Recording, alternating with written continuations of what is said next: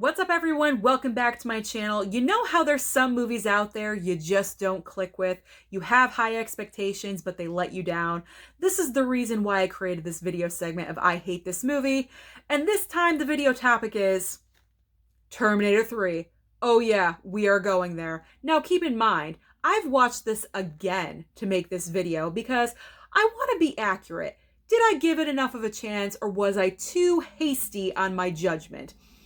No, I was not hasty on my judgment of this. Now, I do realize that a lot of you are Terminator fans. You like T3, you enjoy the whole franchise, and if you do, that is fantastic. But this movie definitely did not click with me. It wasn't all horrible. There were some parts that I will accept, but overall, this is not a good follow-up to T2, and I will give you all of my reasons why. So let's start with the good parts. What was good about Terminator 3? Well, we had the female Terminator.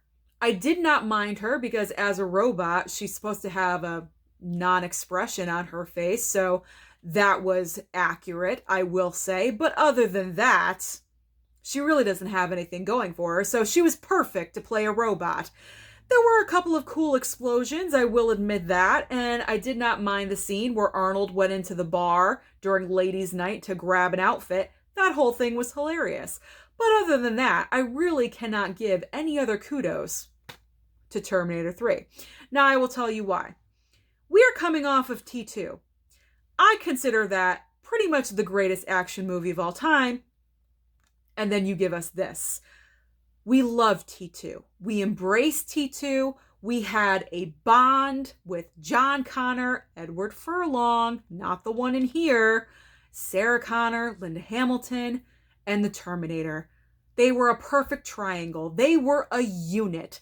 We wanted them to succeed. We're invested in these characters, and we just adored everything about that movie. And then you give us this.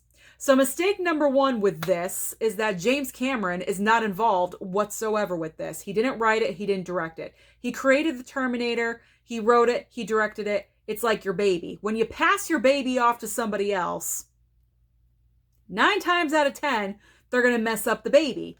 They messed up the baby. They didn't know how to treat these characters. That special feeling was not there during this movie. So that was mistake number one, not having James Cameron. He probably did not want to come back, and doing it without him was a great mistake because clearly this was a cash grab. My next biggest complaint about this movie was the casting. The casting choices. Who cast this movie? I don't even know if it says that on the back cover.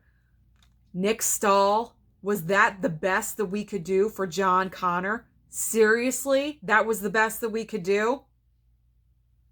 Highly disappointing.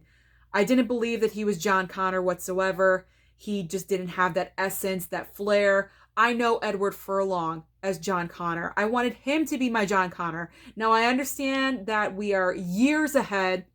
We probably couldn't use Edward Furlong because he was not aged up enough. However, could we not, I don't know, use some prosthetics, use some makeup? I don't know. I have no clue. I don't think he was busy is what I'm saying. I don't think Edward Furlong was too busy. He couldn't make time in his schedule to shoot T3, if you get my drift. Because we have that bond between John Connor and the Terminator, and you just can't replicate that with a different actor. I'm sorry, it just did not work.